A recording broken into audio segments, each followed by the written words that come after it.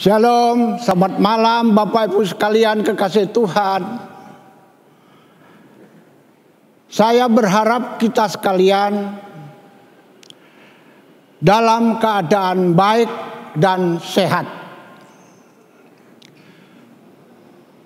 Jemaat kekasih Tuhan, marilah kita mengucap syukur kepada Tuhan yang mana pada malam hari ini di tengah-tengah pandemi COVID-19 kita dengan sukacita masih dapat bersekutu di dalam ibadah keluarga. Firman Tuhan pada malam hari ini dalam kitab Keluaran 21 ayat yang ke-26 dan 27 dengan tema melindungi yang lemah. Jemaat kekasih Tuhan, kalau kita berada di suatu tempat, apakah itu di rumah-rumah masing-masing, di sekitar keliling kita, di dalam persekutuan apapun, di dalam gereja, bahkan di seluruh pelosok tanah air,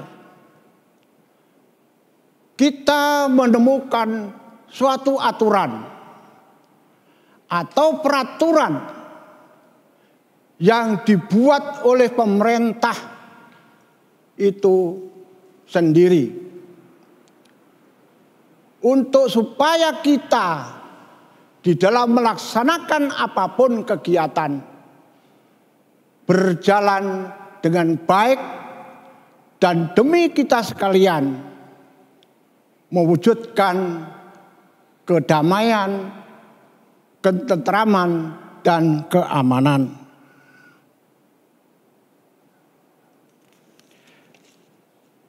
Bapak Ibu sekalian kekasih Tuhan, peraturan itu menyangkut daripada apa yang harus dilakukan oleh kita masing-masing untuk dipatuhi sehingga kehidupan kita itu berjalan sesuai dengan aturan yang ada. Namun tidak dapat disangkal bahwa tidak semua orang untuk melakukan aturan itu. Bahkan mereka itu melanggarnya. Ada istilah mengatakan bahwa peraturan dibuat untuk dilanggar. Hal inilah yang tidak sesuai dengan kemauan peraturan itu. Hal inilah yang salah. Hal inilah yang tidak benar. Sidang jemaat kekasih Tuhan, firman Tuhan pada malam hari ini pun juga berbicara soal peraturan yang dibuat oleh Tuhan Allah untuk menjamin keselamatan jiwa manusia. Kalau kita membaca di dalam Keluaran 21 dari ayat yang pertama sampai dengan selanjutnya, di dalam ayat yang ke-12 dan 13 kalau kita baca di sana menyebutkan bahwa jika seorang membunuh maka ia harus dihukum mati. Tetapi bila itu tidak disengaja, maka ia harus dibebaskan dari hukuman tersebut. Namun hal ini tidak terjadi di dalam ayat yang ke-15 dan sampai ayat yang ke-17. Yaitu demikian. Siapa yang memukul ayahnya atau ibunya, pastilah ia dihukum mati.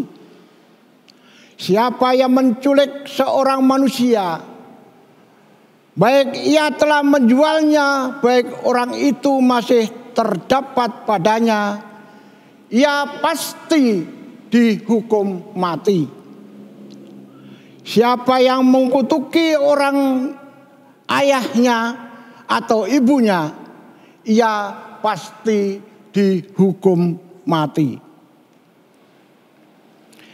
Dari ayat yang ke-12 sampai ke-17 ini, kalau kita simpulkan menyebutkan ada 4 kejahatan yang harus dihukum mati oleh Allah. Yaitu yang pertama, pembunuhan yang direncanakan. Kalau kita membaca di dalam ayat yang ke-12 dan ayat yang ke-14.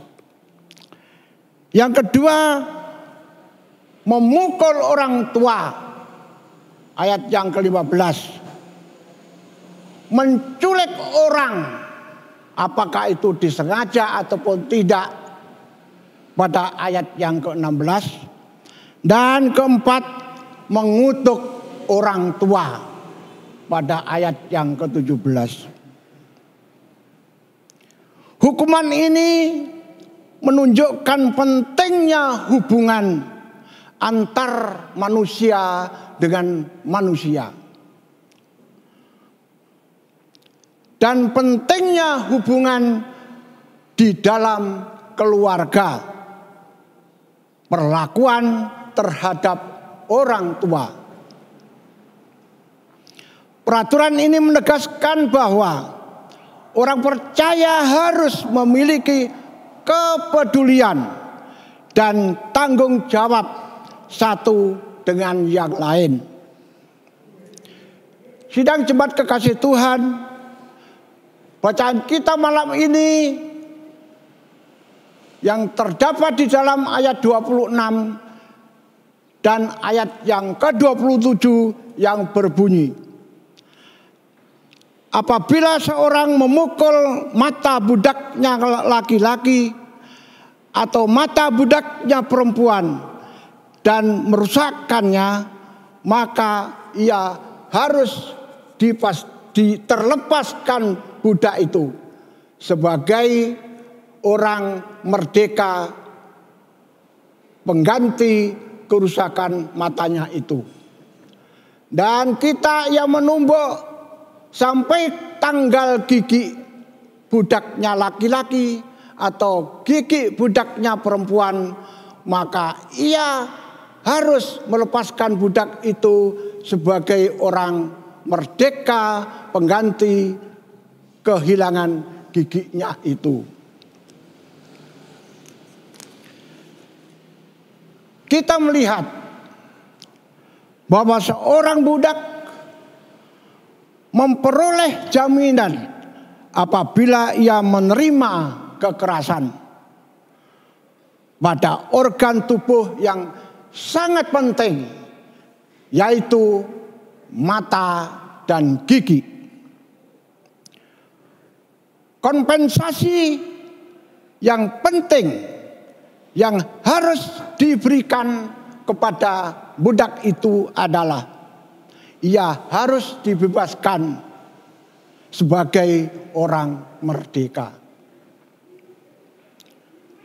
Aturan ini merupakan wujud perlindungan terhadap budak sebagai orang yang lemah. Sidang jemaat kekasih Tuhan, melalui firman malam ini, apa relevannya bagi kita semua? Relevannya adalah yang pertama, Tuhan menginginkan agar kita sebagai anak-anaknya menjadi pribadi yang peduli terhadap mereka yang lemah, tertindas, yang membutuhkan pertolongan. Tuhan tidak menghendaki anak-anaknya melakukan kekerasan, penghakiman terhadap mereka yang lemah. Tuhan sangat berpihak terhadap mereka yang lemah. Karena di mata Tuhan semua manusia itu sama. Tidak ada pengecualian. Tuhan Yesus pun juga demikian di dalam pelayanannya. Ia memperhatikan dan mempedulikan mereka yang lemah dan tertindas. Yang kedua, Tuhan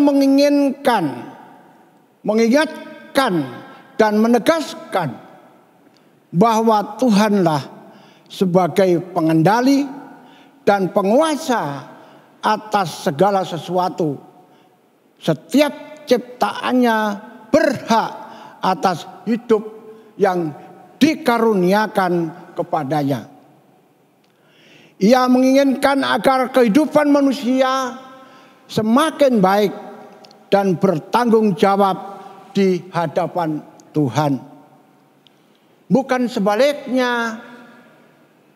Ingatlah bahwa kekerasan dan kejahatan sangat dibenci oleh Tuhan, terutama dalam kondisi dan situasi saat ini. Bukan hanya kekerasan secara fisik saja, melainkan kekerasan verbal seperti ujaran kebencian, menyebarkan berita-berita yang hoak, bahkan merendahkan keberadaan orang lain. Jika kita tetap memilih dan melakukan kekerasan terhadap mereka yang lemah, kita pun akan berhadapan dengan segala konsekuensi yang ada. Yang ketiga, ingatlah bahwa kita mempunyai jabatan, kekuasaan, mempunyai keahlian ataupun kepandaian.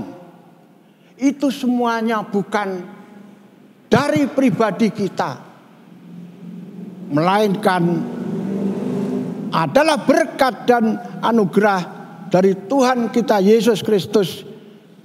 Oleh karena itu, itulah yang harus dipertanggungjawabkan dengan baik. Bukan sebaliknya, jika kita memerlukan mereka untuk membantu kita, mereka kita perlakukan dengan sewenang-wenang. Dan ketika kita melihat mereka yang lemah dan membutuhkan pertolongan, marilah kita mengulurkan tangan untuk membantu mereka. Alangkah baik dan indahnya jika sama manusia hidup saling tolong menolong, saling mengasihi, saling melengkapi, saling menghargai, saling menopang, saling bahu membahu. Selagi masih ada kesempatan, marilah kita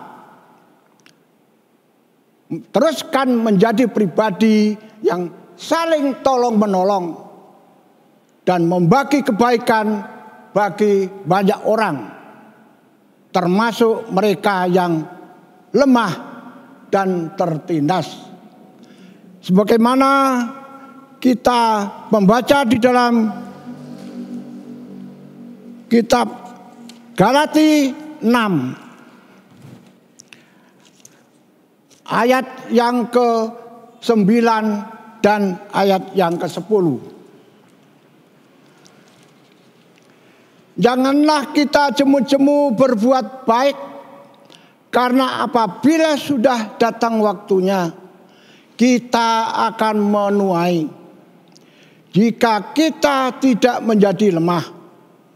Karena itu, selama masih ada kesempatan bagi kita, marilah kita berbuat baik kepada semua orang, tetapi terutama kepada kawan-kawan kita seiman. Sidang jemaat kekasih Tuhan, di tengah-tengah situasi yang seperti ini, di tengah-tengah kondisi saat ini, firman Tuhan mengingatkan kepada kita semua untuk jangan pernah memandang rendah orang lain. Jangan pernah memandang rendah orang yang lemah dan menderita. Karena Tuhan berdiri dan memperjuangkan hak mereka. Marilah kita saling memperhatikan, saling menghargai, serta membela mereka yang lemah dengan adil. Saudara-saudara kekasih Tuhan, di tengah-tengah situasi dan kondisi saat ini, marilah kita memiliki kesadaran, kan, kedisiplinan yang tinggi di dalam mematuhi protokol kesehatan yang dianjurkan oleh pemerintah. Hal ini adalah bentuk kasih dan menjaga agar kita semua benar-benar terhindar dari pandemi COVID-19 ini. Marilah kita mewarnai kehidupan ini menjadi pribadi yang penuh belas kasihan dan kemurahan hati kepada mereka yang lemah. Tuhan Yesus memberkati. Amin.